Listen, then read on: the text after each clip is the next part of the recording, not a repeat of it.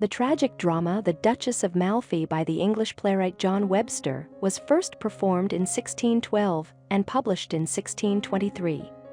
Drawing upon events from the early 16th century, the play recounts the story of a duchess who marries beneath her social station, a love that turns to tragedy when her two brothers seek vengeance. A quintessential Elizabethan tragedy, it is steeped in horror and violence and is celebrated as one of the greatest works of the English Renaissance.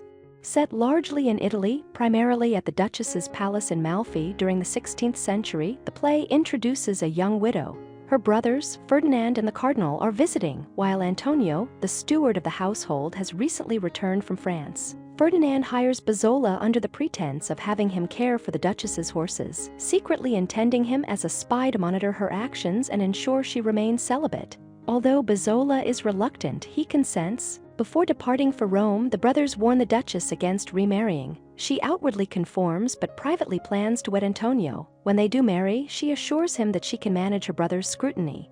9 months later, the Duchess is pregnant. Bosola, suspecting this, gives her apricots believed to induce labor. When she falls ill, Antonio and Delio, a courtier, strategize to conceal the pregnancy. Bosola, however, becomes convinced of the truth after discovering a horoscope Antonio prepared for the unborn child. He writes to Ferdinand and the Cardinal, who are enraged. Ferdinand with uncontrollable fury, the Cardinal with measured calm. Unaware of the secret marriage, they presume the child illegitimate, and Ferdinand resolves to await knowledge of the father before taking further action. 2 years pass as Act 3 opens. The Duchess and Antonio now have 2 more children. Ferdinand has returned to the palace and Antonio and Delio sense he may know about the offspring. Ferdinand confronts the Duchess, who admits her marriage, provoking his rage. He warns her never to reveal her lover's identity and disowns her. To shield Antonio, she fabricates a theft, banishing him to Ancona. Bosola defends Antonio to the Duchess, prompting her to confide in him about the secret marriage. Bosola feigns loyalty and she entrusts him with money to deliver to Antonio, promising to join him soon. Days later, the Cardinal discovers them in Ancona and orders the Duchess and her family banished.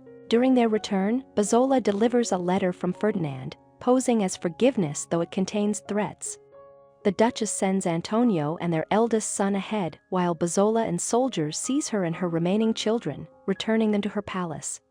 Act 4 opens with Ferdinand enraged at the Duchess's composure under imprisonment. Attempting to break her, he shows wax effigies of her family, claiming they are dead. Bosola, sent her disguised as a tomb maker, cannot sway her resolve. Calm in the belief that she will soon reunite with her presumed dead family, the Duchess is ultimately strangled by Bosola. Her death is followed by those of her children and Cariola, her loyal maid. Witnessing his sister's corpse, Ferdinand grows remorseful, blaming Bosola for obeying orders and gradually descends into madness. As the Duchess dies, Bosola informs her that Antonio survives. Act 5 begins with Antonio still unaware of the deaths. Ferdinand, suffering from delusions of lycanthropy, believes he is a wolf. The Cardinal feigns ignorance regarding his sister's murder and offers Bosola a reward to kill Antonio.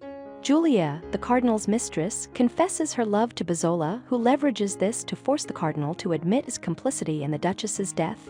The play concludes in rapid succession. The Cardinal kills Julia. Bosola accidentally kills Antonio. Ferdinand stabs both the Cardinal and Bosola kills Ferdinand. Before dying, Bosola recounts all events to the courtiers. Delio and the attending nobles resolve to raise the surviving eldest son, preserving the legacy of his tragically lost parents. Thank you for watching. If you enjoy this video, leave a like and subscribe.